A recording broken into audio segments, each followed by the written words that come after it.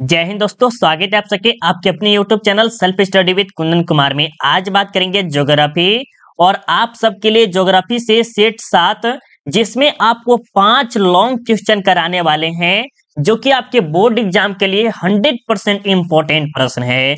तो आप इस वीडियो को शुरू से लेके अंत तक देखिएगा और लास्ट में जरूर कमेंट करके बताइएगा कि आपको यह वीडियो कैसा लगा।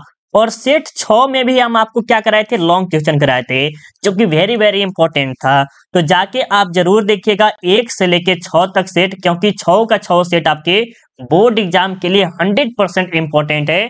तो जाके जरूर देखिएगा, जिसका लिंक हम आपको आई बटन में या तो वीडियो के डिस्क्रिप्शन में डाल दिए हैं, वहां से आप जाके डायरेक्ट देख सकते हैं। और अभी तक आपने वीडियो को लाइक नहीं किए तो एक बार लाइक कर दीजिएगा और अपने दोस्तों के एक बार जम के शेयर कर दीजिए। इससे कोई ज्यादा आपको घाटा तो नहीं होगा, लेकिन हमें भी फायदा होता है, आपको भी फायदा होता है। इससे क्या होता है, हमें और ज्यादा वीडियो बनाने में हिम्मत होती है कि हाँ बच्चे सब देख रहे हैं तो और ज्यादा हमें वीडियो बनाना चाहिए। तो प्लीज एक बार जम के आप सब शेयर कर दीजिएगा। और जो बच्चे 1 से लेके 6 तक सेट नहीं देखे हैं, एक बार जाके जरूर देखिए, बहुत ही मजा आएगा, ये तो निश्चित लिख लीजिए। ठीक है, चलिए अब हम आपको एक बात फिर से बताएंगे कि अगर आप इस 5 प्रश्न को कॉपी में नोट कर लेते हैं, जैसे सेट 6 को किए थे, और याद कर लेते हैं, तो आपको बोर्ड परीक्षा में इसमें से भी 1 या 2 प्रश्न आपके बोर्ड एग्जाम में जरूर रहेंगे। ठीक है, तो चलिए हम यहाँ से 1 नंबर से स्टार्ट करते हैं। और 1 नंबर में क्या लिखा है कि स्वेज नहर पर टिप्पणी लिखे। क्या कह रहा है कि स्वेज नहर पर टिप्पणी लिखे, या स्वेज नहर के बारे में आप क्या जानते हैं, स्वेज नहर के बारे में संक्षिप्त में विवरण लिखे। किसी न किसी तरह से प्रश्न पूछे, और ये प्रश्न बहुत बार पूछा गया है। अगर आप चेक करेंगे 2009 से लेके 2022 तक, तो इस बार बहुत बार ये प्रश्न पूछा गया है। तो आपको उत्तर इस प्रकार लिखना है कि स्वेज नहर विश्व की सबसे बड़ी जहाजी नहर है। जहाजी नहर कहने का अर्थ क्या हुआ कि ये जो है ना स्वेज नहर, वो व्यापार करने के लिए, यह जहाज को जो एक जगह से दूसरे जगह जाने के लिए अनुमति देती है, वो जो स्वेज नहर है सबसे बड़ी नहर है। ऐसा कोई दुनिया में नहीं है, पूरे दुनिया में जो स्वेज नहर है वो फेमस है। ठीक, किसके लिए? जहाजी नहर के लिए। ठीक है, याद हो गया इतना तक? जिसका निर्माण 1859 से लेके 1869 के मध्य में किया गया था। इसका जो निर्माण है 1859 से लेके 1869 के बीच में किया गया था। समथिंग इसमें 10 साल का टाइम लगा था। ठीक है, यह नहर भूमध्य सागर को लाल सागर से जोड़ती है। वेरी वेरी इंपॉर्टेंट यहाँ पर प्रश्न बनता है मेरे बच्चों। क्या प्रश्न बनता है ये भी समझ लीजिए। क्या करा, प्रश्न को समझिएगा, प्रश्न ज्यादा खासकर इंपॉर्टेंट है। क्या करा कि यह जो नहर है स्वेज नहर, किससे किससे जोड़ती है? स्वेज नहर जो है भूमध्य सागर, किसे? भूमध्य सागर को लाल सागर से जोड़ती है। ये इंपॉर्टेंट है, ऑब्जेक्टिव में आपको 100% पूछेगा तो पूछेगा। ठीक है, इस नहर का निर्माण एक फ्रांसीसी इंजीनियर फर्डिनेंड डी लॉसेस्क के देख रेख में किया गया था। इस जो स्वेज नहर है, कह सकते हैं उसका जो निर्माण हुआ था किसकी निगरानी में? वो फ्रांस के इंजीनियर थे। कहाँ के थे? फ्रांस के इंजीनियर थे। वो बिहार के नहीं थे, नहीं ये भारत के थे, वो फ्रांस के थे। ठीक है, इसका नाम क्या था? Ferdinand de laces. ठीक है, कि देख रेख में किया गया था, मतलब उसके अनुमति के द्वारा कुछ नहीं हो रहा था, उसी के द्वारा काम करवाया जा रहा था। ठीक है, इस नहर का राष्ट्रीयकरण 1956 में किया गया था। इस नहर पर मिस्र का अधिकार है। जो स्वेज नहर देख रहे हैं, इस पे जो अधिकार है किसका है मेरे प्यारे बच्चों? ये है आपका मिस्र का। मिस्र जगह जानते हैं, इजिप्ट के नाम से भी आप सब जानते होंगे। यह नहर लाल सागर में स्थित स्वेज बंदरगाह को भूमध्य सागर में स्थित बंदरगाह से मिलाती है। किससे जोड़ती है मेरे बच्चों? ये लाल सागर को किससे जोड़ती है? भूमध्य सागर से जोड़ती है, एक तरह से कह सकते हैं। ठीक है, तो अभी हम आपसे जस्ट अभी पहले पूछे थे कि स्वेज नहर जोड़ती है तो भूमध्य सागर को लाल सागर से जोड़ती है। ज्यादा खासकर इंपॉर्टेंट है। ठीक है, अब आगे बात करते हैं। यहाँ पर जो है इस नहर की लंबाई, इस नहर की जो लंबाई है 163 किलोमीटर है। आप सोच सकते हैं 163 किलोमीटर कितना दूरी होता है। अगर आप पटना में हैं, बिहार से जानते होंगे बहुत बच्चे, तो पटना में देखिए, अगर ट्रेन से यात्रा करते हैं कहीं दूसरे जगह दूसरे, तो यहाँ पर एक गंगा नदी मिलेगा। ठीक है, गंगा नदी मिलेगा, तो यहाँ पर जो देखते हैं कि लंबाई बहुत हो रही है, तो ट्रेन जाती रहती है तो बहुत ही देखने में लुक बहुत ही डेंजर लगता है, बहुत अच्छा लगता है। ठीक है, उसी प्रकार सोच सकते हैं जब वहां पर स्वेज नहर जो देख रहे हैं 163 किलोमीटर है, आप अपने सोच की उम्मीद लगाइए कि कितना बड़ा होगा, और एक प्रकार के पुल जैसा है। ठीक है, कह सकते हैं, तथा चौड़ाई 260 मीटर से 45 मीटर तथा गहराई 22 मीटर है। कितनी है गहराई? जो है इसकी 22 मीटर है। यह विश्व का ऐसा नहर है जो दुनिया के सबसे घनी आबादी के बीच गुजरती है। और ये जो नहर है स्वेज नहर, वो दुनिया के सबसे घनी आबादी, जैसे वहां पर सबसे ज्यादा जनसंख्या है, वहां से गुजरती है।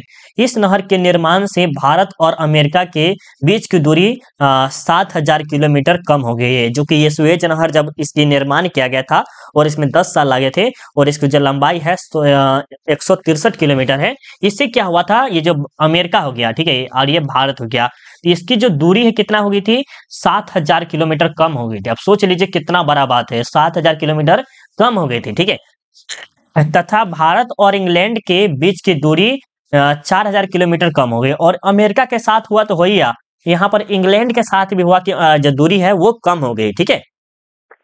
इस नहर से जहाज आवागम आवागम करते हैं, उससे प्राप्त आय पर मिस्र का अधिकार है। मिस्र के कुल बजट का 10% आय सुएज नहर से प्राप्त होती है। ये जो मिस्र जो देख रहे हैं, उसकी जो प्राप्ति होती है, पैसा उसा को जो इनकम की प्राप्ति होती है, वो किससे होती है, सुएज नहर से होती है। जैसे दुबई में देखते हैं कि तेल का बहुत बड़ा कारखाना है, तो दुबई को किस चीज से ज्यादा मुनाफा है, तेल से है। तो उसी प्रकार जो मिस्र है, इजिप्ट कहते हैं, उसको 10% सिर्फ उससे पैसा मिलता है। आप सोच सकते हैं कि जहां पर अगर 2 करोड़ रुपया मिल रहा है, तो उसमें से उसको क्या मिल रहा है, 10% मिल रहा है। तो बहुत बड़ी बात हो गया, राइट। और 2 करोड़ कहाँ मिलता होगा, बहुत लाखों करोड़ों में मिलता होगा, राइट, वो मंथली आता होगा। तो सोचिए कितना बड़ी बात है। और ये प्रश्न हम कहते हैं कि बहुत ही ज्यादा इंपॉर्टेंट है। जरूर अपने कॉपी में नोट कर लिया होगा, मुझे पूरा विश्वास है। और नहीं याद कर पा रहे हैं तो क्या कीजिए, कॉपी में नोट जरूर एक बार कर लीजिए, ठीक है। और ये पीडीएफ होगा तो हम फ्री में दे देंगे, वैसे तो हम पेड ग्रुप में दे दिए हुए हैं जो बच्चे ज्वाइन किए हुए हैं। और अगर आपको चाहिए तो क्या करना है, गूगल पे आप जाके सर्च कीजिएगा सेल्फ स्टडी, ठीक है, ये सर्च कीजिए सेल्फ स्टडी कुंदन कुमार, ठीक है। अगर ये आप सर्च करेंगे तो ये आपको पीडीएफ पूरा आपको मिल जाएगा। तो जाके एक बार सर्च कीजिएगा, मिल जाएगा आपको। यहाँ पर ऑब्जेक्टिव वगैरह भी डाल दिए हैं, वहां से आप जाके देख सकते हैं, ठीक है। अब चलिए हम यहाँ से एक और दूसरा नंबर प्रश्न भी देखते हैं। यहाँ पर क्या करें कि पनामा नहर पर टिप्पणी लिखे। पनामा नहर के बारे में आप क्या जानते हैं, पनामा नहर पर संक्षिप्त विवरण लिखे। ये 1 नंबर प्रश्न और 2 नंबर प्रश्न, दोनों में से एक प्रश्न रहेगा तो रहेगा, ठीक है। 80% नहीं तो 90% चांस है, आएगा तो आएगा। हाँ, संभवतः कभी कभी होता है, प्रश्न चेंज भी हो जाता है, ठीक है। अब देखिए उत्तर में क्या करा कि पनामा नहर विश्व का दूसरा प्रमुख व्यापारिक और जहाजी नहर है। क्या है मेरे प्यारे बच्चों, ये जो पनामा नहर देख रहे हैं, थोड़ा सा देखिए बढ़िया से। पनामा नहर जो है विश्व का दूसरा है। ये जो था सुएज नहर वो प्रथम था, किसका था, व्यापारी और जहाजी नहर। ये जो सुएज नहर था वो विश्व का पूरा नंबर 1 पे था, किसके लिए, जहाजी नहर के लिए। और ये जो पनामा नहर है वो व्यापार के लिए और जहाजी के लिए, दोनों के किस स्थान पे आते हैं, दूसरे स्थान पे आते हैं। इस नहर का निर्माण 1904 से 1914 के बीच किया गया था। इसमें भी कह सकते हैं 10 साल का टाइम लगा हुआ था, राइट। यह नहर अटलांटिक महासागर में स्थित कुलोन बंदरगाह को प्रशांत महासागर के स्थित पनामा बंदरगाह से जोड़ती है। इसमें इंपॉर्टेंट आपको ये प्रश्न बनता है, थोड़ा सा इंपॉर्टेंट भी बता देते हैं कि आपको इंपॉर्टेंट क्या क्या बनता है, ठीक है। इंपॉर्टेंट देखिए आपको क्या बनता है, थोड़ा सा यहाँ पर देखिएगा क्या कह रहा है। यहाँ पर देखिए क्या कह रहा है कि ये जो सुएज नहर है, सॉरी पनामा नहर जो है, पनामा नहर वो अटलांटिक महासागर से किससे जुड़ती है, प्रशांत महासागर से। या तो ऐसे पूछा जा सकता है कि प्रशांत महासागर अटलांटिक महासागर से जुड़ती है। पनामा नहर किससे जोड़ती है, तो प्रशांत महासागर को अटलांटिक महासागर से जोड़ती है। फिर से एक बार प्रश्न को सुनिएगा, वीवीआई प्रश्न है ऑब्जेक्टिव के लिए। पनामा नहर किससे जोड़ती है, तो आपको बताना है कि प्रशांत महासागर को अटलांटिक महासागर से जोड़ती है, ठीक है। या तो कुलोन से भी कह सकते हैं, ये भी आपको याद रखना है। इस नहर के निर्माण पर 75 करोड़ रुपए खर्च हुए थे। आप सोचिए 1 करोड़ जो व्यक्ति का हो जाते हैं करोड़पति कहला जाते हैं, और 75 करोड़ कितना बड़ा रकम है, आप खुद पे इमेजिन कर सकते हैं। हम सबके पास अगर 50,000 रुपया भी हो जाता है, 20,000 भी रुपया हो जाता है, 10,000 तक हो जाता है, तो हम समझते हैं कि बहुत बड़ा इनकम हो गया, बहुत बड़ा इनकम हो गया। लेकिन सोचिए 75 करोड़ कितना बड़ा बात है, कितना बड़ा संख्या है, सोच सकते हैं। उसमें निर्माण कर दिया था, ठीक है, लग गया था।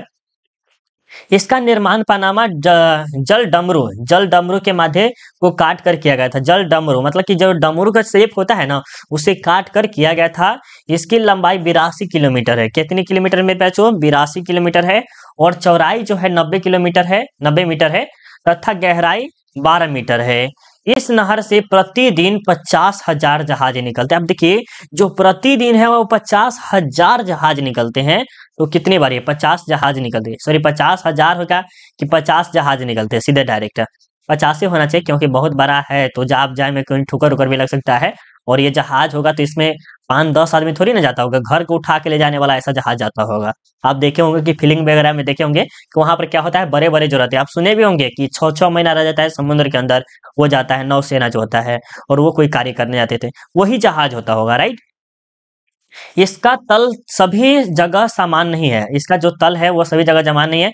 इस नहर के निर्माण का सबसे ज्यादा लाभ संयुक्त राज्य अमेरिका को हुआ था, और इसका जो निर्माण करने से मतलब कि इसकी जो बनाने में ये सबसे ज्यादा जो लाभ हुआ था या फायदा कर सकते हैं, वो अमेरिका को हुआ है, क्योंकि इसके निर्माण से जहां न्यूयॉर्क जाने में इतना किलोमीटर तथा लिवरपूल जाने में इतना किलोमीटर की दूरी कम हो गई है। मतलब कि पहले जो था ना, वो न्यूयॉर्क जाने में के लिए संयुक्त राज्य अमेरिका से तो बहुत ही ज्यादा टाइम लगता था, लेकिन अब जो है बहुत ही कम हो गया है। वही अमेरिका के पूर्वी और पश्चिमी तट के बीच की दूरी भी कम हो गई। देखिए ये जो निर्माण होता है ना, कोई भी चीज अगर दिखेगा, अभी देखिए पनामा नहर भी देखे हैं तो इसमें भी कम हो गया है। इसमें भी क्या हुआ है, स्वेज नहर में भी आप देखे हैं तो इसमें भी कम हुआ है। तो इससे क्या होता है, बहुत ही बेनिफिट होता है। अभी सुने होंगे, अभी हाल फिलहाल में ही क्या हो रहा है कि दुबई और भारत से क्या हो रहा है कि मेट्रो ट्रेन समझते हैं ना, कि यहाँ से आर पार हो जाने के लिए कर रहे हैं। लेकिन उसके साथ है क्या करेगा, यहाँ पर जो भारत की तरफ से पानी जाएगा, क्या जाएगा, पानी जाएगा भारत की तरफ से, और दुबई के साथ क्या आएगा, पेट्रोल आएगा। तो ये क्या हो रहा है, दोनों के साथ व्यापार भी हो रहा है, प्लस में यात्री भी बहुत ही अच्छे खुशी मन से जाएंगे समुद्र के अंदर से।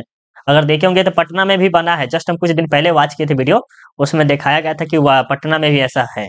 ठीक है। अब देखिए 3 नंबर में क्या करें कि सड़क परिवहन को प्रभावित करने वाले भौगोलिक कारकों को लिखे। अब प्रभावित क्यों करेगा भाई, क्योंकि वहां का जगह अच्छा होगा, इसके कारण प्रभावित करेगा। वहां के लोग रहन सहन में ठीक हो गए, वहां पर शांतिपूर्वक होगा। सड़क बारे में, सड़क परिवहन, तो अब इसके बारे में समझेंगे कि सड़क परिवहन के सबसे प्राचीन साधन है, इसका विकास पगडंडी से हुआ। कहां से हुआ है, पगडंडी से हुआ है। सड़क परिवहन को प्रभावित करने वाले प्रमुख कारक इस प्रकार है, जो कि यहाँ पर देख सकते हैं। धरातल, कठोर धरातल, या घनी आबादी, या खनिज और उद्योग के केंद्र, सामाजिक और राजनीतिक कारण। अब हम आपको धीरे धीरे समझाते हैं, उसके बाद आप इसके बारे में समझेंगे। जैसे मान लीजिए ये आपका एक जगह हो गया, ठीक है, ये क्या है, जगह है, और ये आपका जगह है, ये क्या है, फैक्ट्री है बड़ा सा, ये आदमी सब जाप जाई करते हैं, ये गांव का बसेरा हो गया। और ये जो जगह है क्या है, कठोर है, मतलब कि प्लस्तर है, पिचिंग है। जैसे पटना में हम रह रहे, अभी सपोज दैट पटने में मान लीजिए, पटना में क्या है, वहां पर का जो वातावरण है वो अच्छा है, गाड़ी वहां पर बहुत, वो पौधे का कमा लेते होंगे, बहुत अच्छा खासा कमा लेते होंगे, मुझे नहीं पता कि कितना कमा लेते हैं, लेकिन बहुत अच्छा खासा कमा लेते हैं, क्योंकि वहां पर जनसंख्या बहुत ज्यादा है पटना में, वहां से आने जाने में बहुत ज्यादा होता है। वहां पर सड़क जो होगा वो एकदम अच्छा है, कि क्या होगा, उससे गाड़ी उड़ी में कोई खरोच वरोच नहीं होगा, ज्यादा कुछ लापरवाह नहीं होगा। ये सब कारण है। अब देखिए यहीं पर कहा जा रहा है धरातल, मतलब कि जो जमीन है वो क्या होगा, एकदम समतल होगा, ठीक है।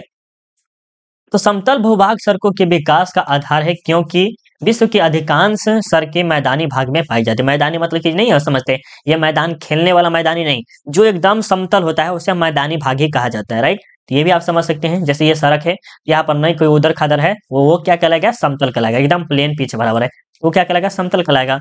कठोर धरातल, कठोर मतलब कि जैसे हो गया कि कोई चिकना उकना जैसे जगह है और उसपे पानी उनी भिजा दे, क्या हो गया, तो ये नर्म हो जाएगा। और कठोर के मतलब कि वहाँ पीच उच प्लस्तर उस्तर करके एकदम मजबूत बनाया जाता है।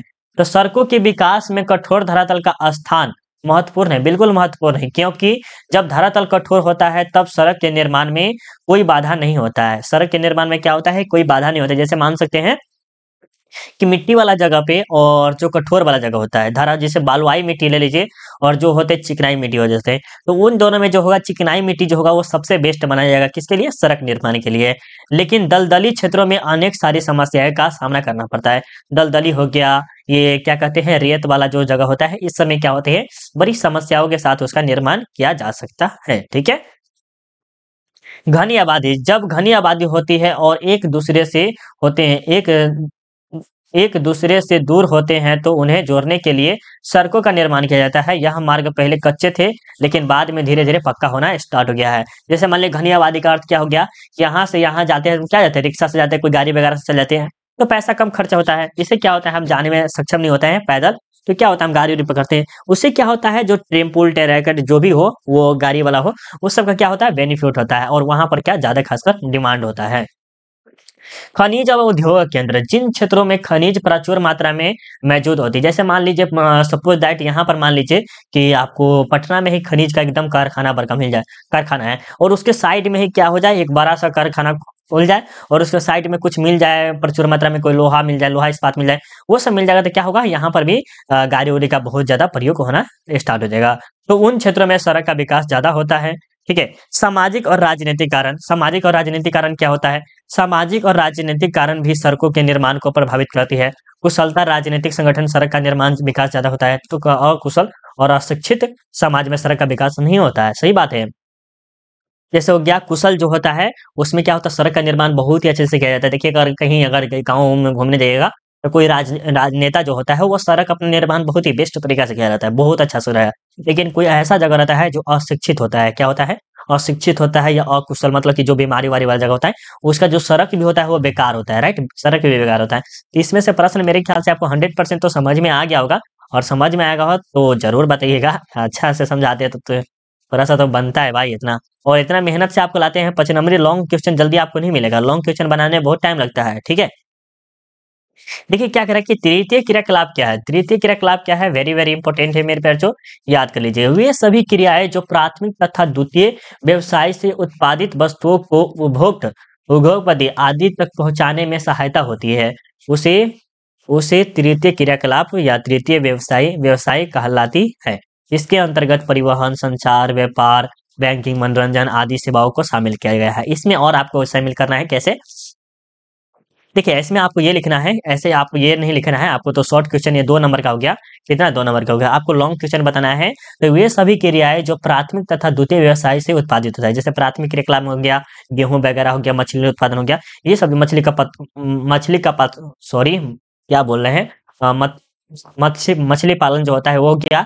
ये सब क्या होता है, ये प्राथमिक और द्वितीय में हो गया, जो हो गया आटा उटा बनाने, ये द्वितीय क्रियाकलाप में हो गया कच्चे माल का निर्माण हो गया, ये सब जो हो गया। और उसके बाद जो होते हैं तृतीय क्रियाकलाप में क्या होता है, सेवाओं संचार का होता है। तो तृतीय क्रियाकलाप के जो निर्माण जो क्या कर सकते हैं, तृतीय के अंतर्गत, तृतीय क्रियाकलाप के अंतर्गत ये सब आते हैं।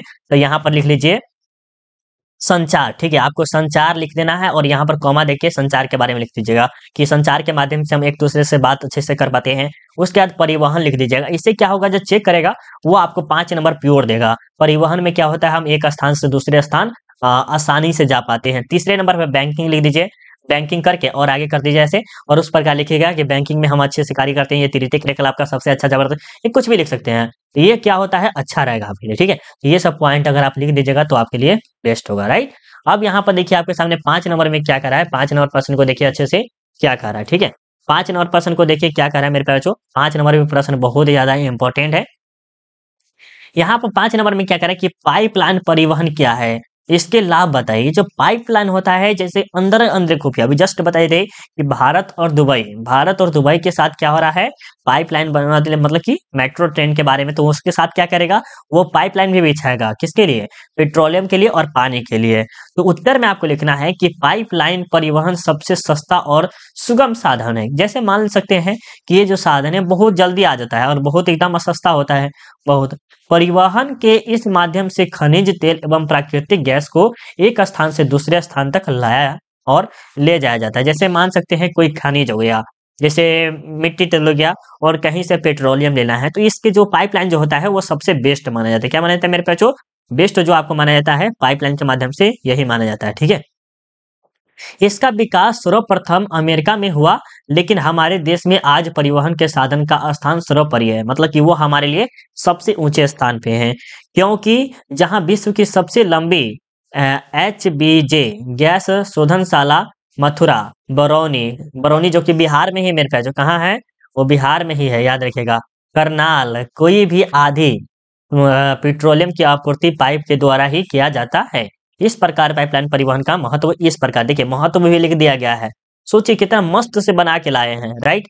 अब यहाँ पर देखिए क्या करा है कि यह परिवहन सबसे सुगम साधन है। जैसे सुगम मतलब कि जो सबसे सस्ता होता है, उस प्रकार का साधन है, जिसे पहाड़, पठार या मैदान किसी भी क्षेत्र में आसानी से स्थापित किया जा सकता है। कहाँ क्या कहते हैं मेरे बच्चों, पहाड़ी या पठार जगह पर आसानी से किया जा सकता है। ठीक है, ये याद रखिएगा, याद हो गया। अब दूसरे नंबर देखिए क्या करें कि पाइपलाइन परिवहन से आपूर्ति लगातार बनी रहती है। जो पाइपलाइन होती है उसके माध्यम से क्या होता है, जैसे आप नल जल देखे हैं, नल जल तो सभी बच्चा देखा होगा, गांव में रहता है, तो उसके द्वारा क्या होता है, आपूर्ति लगातार होती रहती है अगर चालू कर दीजिएगा तो। ठीक है, क्योंकि इस क्योंकि इस सड़क के टूट फूट या जाम से कोई लेना देना नहीं रहता। देखिए इसमें क्या होता है ना, सड़क वो टूटता फूटता है, उससे कोई लेन देन नहीं, अंदर बिछाया जाता है ना, अंदर में कोई कोई दिक्कत नहीं, एक बार हो गया काम हो गया।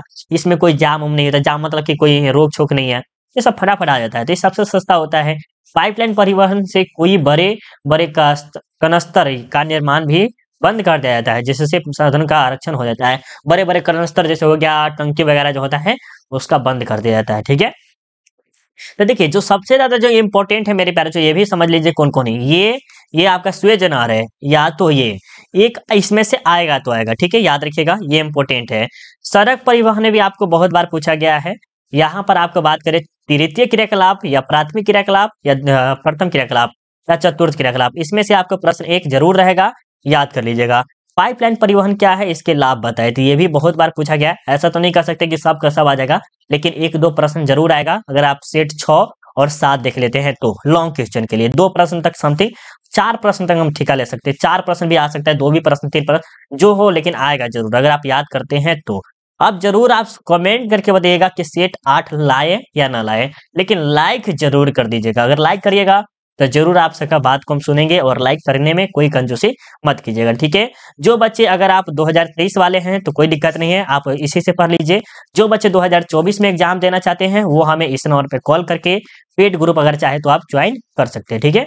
चलिए मिलते हैं अगले वीडियो में, चलिए बाय बाय, जय हिंद जय भारत।